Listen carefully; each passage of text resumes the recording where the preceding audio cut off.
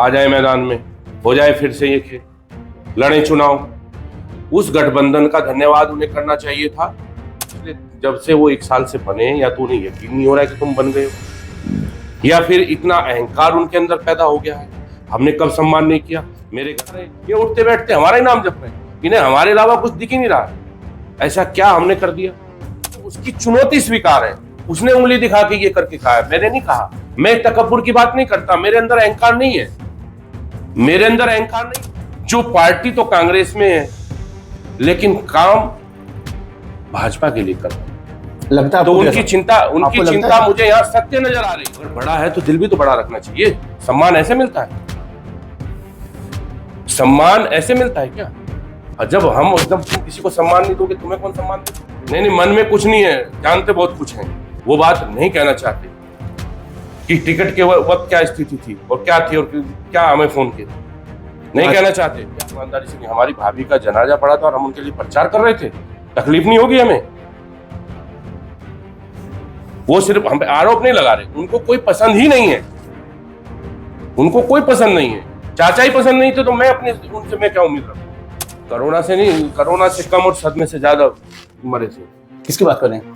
अब आप सब समझ जाइए, हम उनका बहुत सम्मान करते हैं। उन्होंने बहुत विधायक भी बनाए थे, और उन्होंने विधायक बनाए थे, इन्होंने कितनों को बनाया है। एक को विधायक नहीं बनाया, इन्होंने कितनों को बनाया है, कितनों को बेवकूफ बनाया है, और अभी भी बन रहे लोग।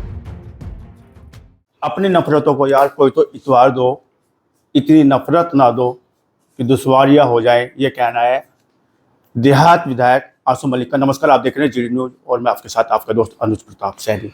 पिछले कुछ दिनों से देखा जाए सोशल मीडिया के माध्यम से सहारनपुर की सियासत का पारा बढ़ता जा रहा है, या यूं कहा जाए कि प्याले से छलकता जा रहा है।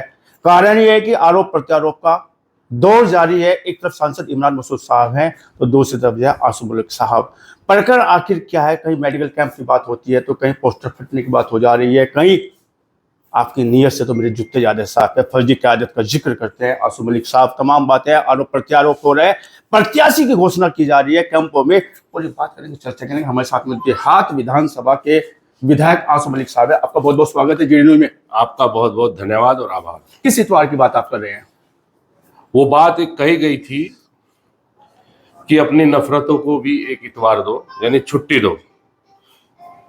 मतलब छुट्टी मनाते नहीं हो? नहीं, अपनी नफरतों को, मैं नफरत को किसी दिन छुट्टी तो दे दें। मैं अपनी नफरतों को भी कोई इतवार दो। इतना बुरा भी नहीं हूं, तुम्हें अच्छा नहीं लगता, ये अलग बात है।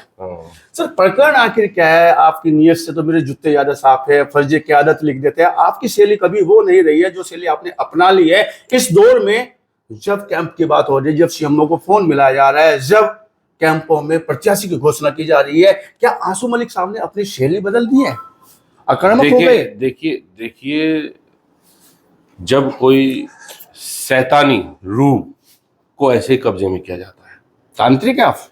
नहीं, तो तांत्रिक बनना पड़ता है।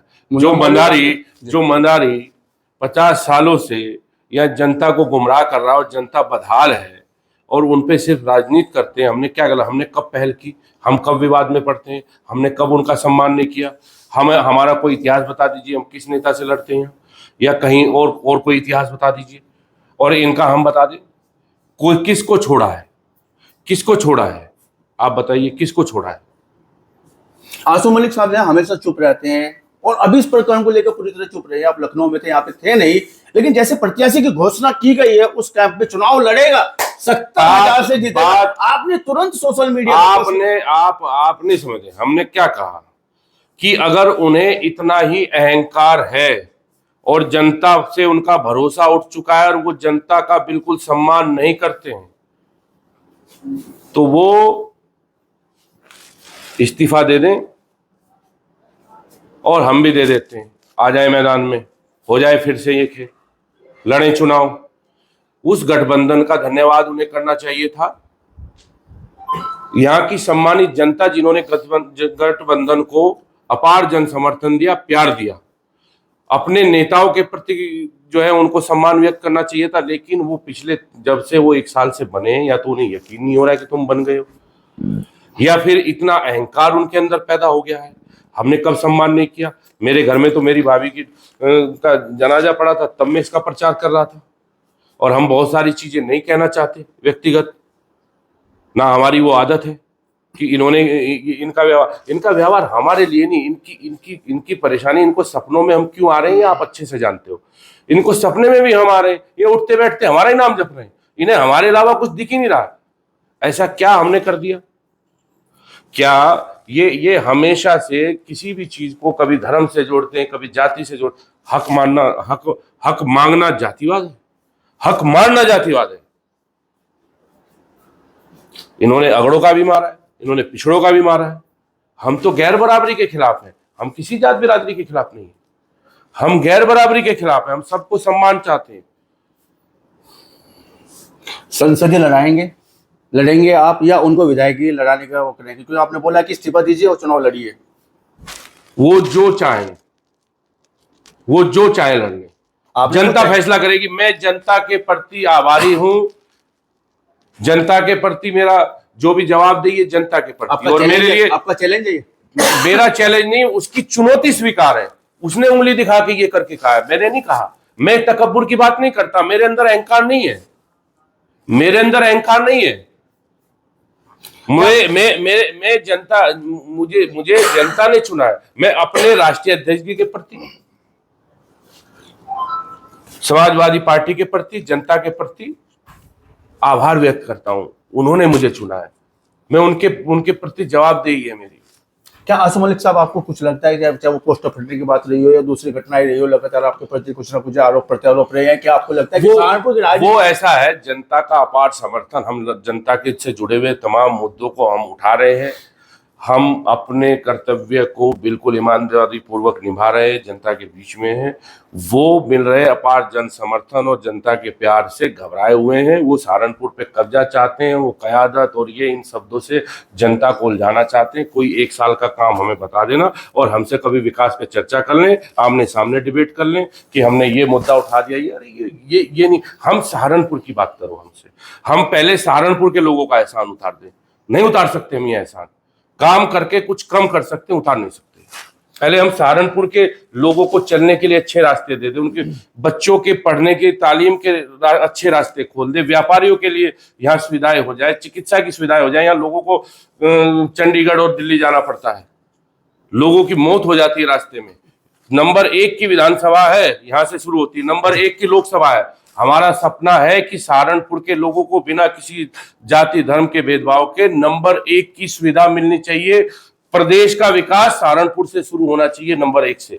क्या आपको लगता है कि जैसे सहारनपुर की सियासत में कुछ लोग आपको पचा नहीं रहे हैं, बहाना ढूंढ रहे हैं, वो जाने, देखिए वो जाने, बार इस तरह वो अगर नहीं पजावारती, उनकी खींची तो है क्या। एक सांसद महोदय को, जिसका हमने हमेशा सम्मान किया, उसको लड़ाया, चुनाव लड़ाया, उसको ऐसी भाषा शोभा देती है। ये सांसद की भाषा हो सकती है? उन्हें अपने पद की गरिमा का जरा सा ख्याल नहीं है क्या ये किसके इशारे पे कर रहे हैं वो काम?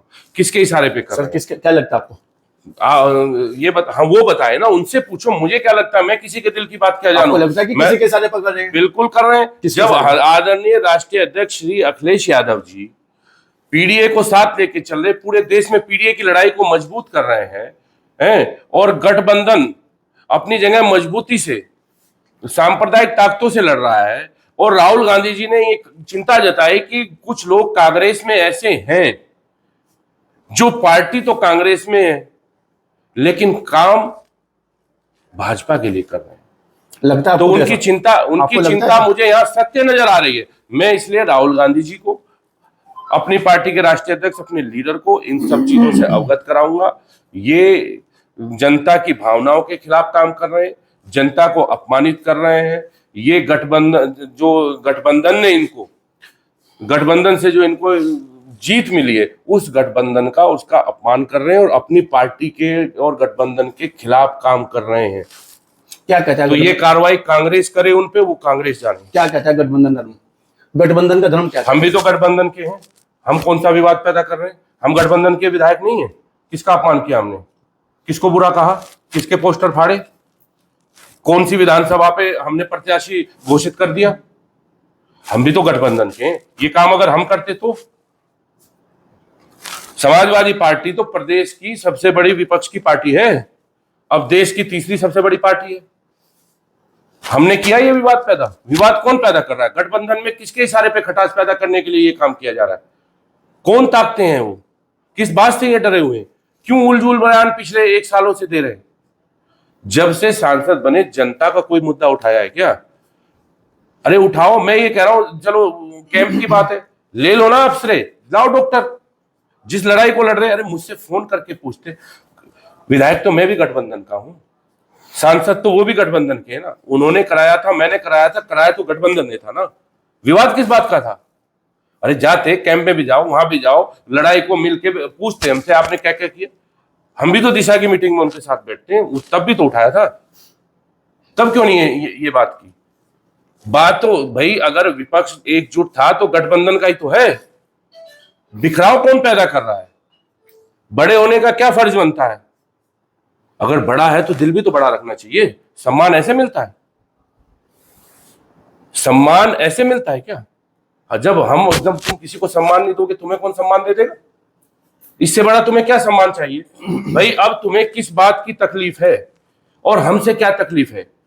तुम सांसद बन गए, जो तुम्हारे साथ घूम रहे वो एमएलसी बन गए, पार्टी ने सम्मान दे दिया, गठबंधन ने, अब कौन सा सम्मान चाहते हो? ये किस किस किस सम्मान के चक्कर में हो? टारगेट पर आखिर आसिम मलिक ही क्यों? क्या टारगेट पर आखिर आसिम मलिक ही क्यों? हाँ, ये सवाल मुझे उम्मीद है कि ये सवाल आप जाके उनसे पूछो। आपको क्या हमने शुरुआत हमने शुरुआत कहीं नहीं की। जब हमारा फिर ये कर्तव्य बन जाता है कि जनता में कोई भ्रम ना फैले, जनता को हमने साफ मैसेज दे दिया। और आदरणीय राष्ट्रीय अध्यक्ष जी जो पीडीए की लड़ाई को मजबूत कर रहे हैं, वो गठबंधन को लेकर सकारात्मक है, हमेशा उनके सकारात्मक बयान आए। कुछ लोग गठबंधन में दरार पैदा करना चाहते हैं, ये किसी के इशारे पे कर रहे हैं या क्या कर रहे हैं। राहुल गांधी जी ने भी इस बात पे चिंता जताई थी, हम उनको भी अवगत कराएंगे। और उन्होंने कहा था कि कांग्रेस में कुछ ऐसे लोग हैं जो भाजपा का काम कर रहे हैं, वो है पार्टी में लेकिन काम नहीं कर रहे।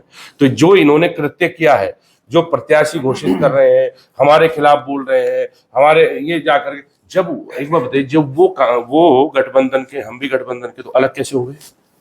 अलग कौन कर रहा है? अगर बड़े हैं तो बड़ा होने का फर्ज निभाते ना।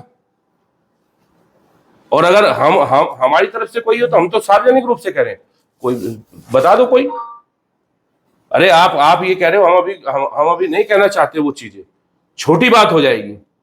मन में है कुछ? नहीं, मन में कुछ नहीं है, जानते बहुत कुछ है, वो बात नहीं कहना चाहते कि टिकट के वक्त क्या स्थिति थी और क्या थी और क्या हमें फोन किए थे, नहीं कहना चाहते। क्या हो गए? छोड़िए उस बात को, वो नहीं कहना चाहते तो नहीं कहना चाहते। और आज वो तकलीफ होती है।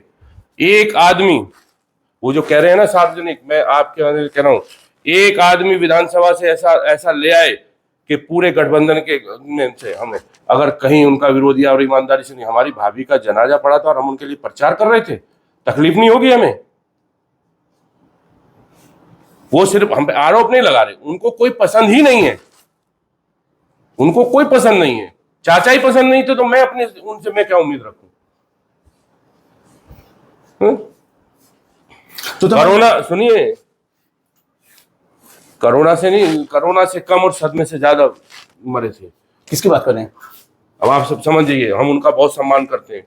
उन्होंने बहुत विधायक भी बनाए थे, और उन्होंने विधायक बनाए थे, इन्होंने कितनों को बनाया है। एक को विधायक नहीं बनाया, इन्होंने कितनों को बनाया है, कितनों को बेवकूफ बनाया है, और अभी भी बन रहे लोग। तो हमने ही कहा था, जो करो से सावधान। तो थे हमारे साथ मुझे आसिम मलिक साहब, विधायक है दयास के, और कह रहे हैं कि ये खुली चुनौती दे रहे हैं कि इस्तीफा दीजिएगा और मैदान में आएगा, चुनाव लड़ेंगे तो पता चलेगा कौन कितने पानी में। धन्यवाद।